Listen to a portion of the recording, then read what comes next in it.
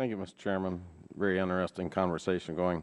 To my friend from Massachusetts, I share the concern that he expresses about the failure to have heating oil in his district. I will tell you that I was in my district, and I found that that while we're not paying for seniors, we did have the money to build a brand new facility going to a port. We have a 4-lane highway on our side leading to the port, and on the Mexico side of the port, we have a dirt road, a winding dirt road that won't carry enough traffic to fill one paved road. We have another facility that opened up, a government facility that opened up, and no one is there to staff it, so it's actually completed. Another facility in the same area was built by the government just recently. They forgot to check if there was an electrical outlet there, so it cost $500,000, maybe more. The government won't quite tell us exactly how much, in order to run an extension cord from the nearest town over to the facility. And I think that's what our side says, is that there is actually a lot of money being squandered, and there are examples of it. And it makes no sense for an administration to sit and watch seniors in Massachusetts without heating while they're squandering money other places. The CBO and the OMB both tell us that there is 20% fraud in Medicare and Medicaid. That is $100 billion a year, and the administration does nothing. They let seniors go without heating oil while they're watching fraud, not waste, but fraud, in the element of $100 billion a year. And for those people who are worried that the regulators won't be sitting in the rooms to stop the Madoffs, I would remind my friends that the regulators were sitting in the room with MF Global. They actually watched Mr. Corzine take $1.5 billion out of segregated accounts.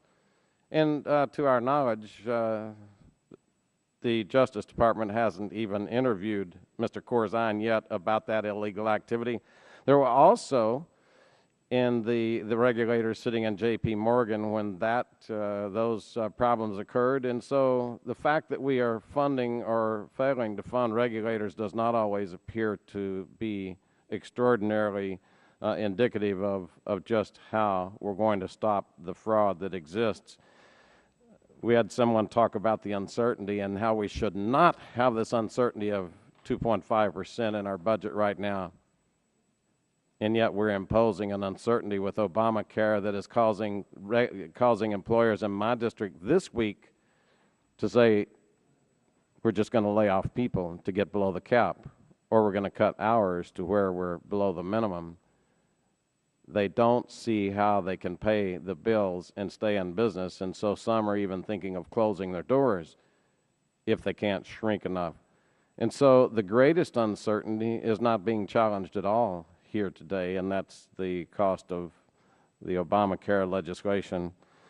So I think that one other comment that really grabbed my attention is that Mr. Bernanke is coming here, and he is creating tools, that unprecedented tools, and I would say that they're not unprecedented. The tools of printing money, the quantitative easing, are actually the tools that every failed economy brings in as an act of last refuge.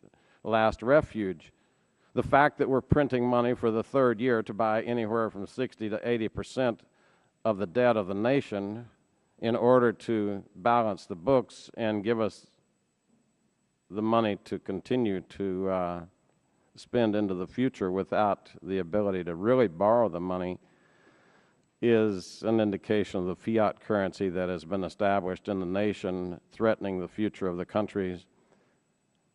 These are the things, the debt, the deficit, indicate, no matter what our internal desires are, they indicate what kind of a country we're going to live in the future. The printing of money is destroying the stable dollar that allows businesses predictability, and at the end of the day, as one of my friends on the other side said, predictability is all important. But when you don't know the value of your dollar, the value of what your inventory is and will be next year, that's the greatest uncertainty that we're unleashing on the American business community, and the reason that our economy is stagnant and slowing. We're hearing that if we just will go ahead. I yield back, Mr. Chairman. Thank you. Time of the gentleman has expired.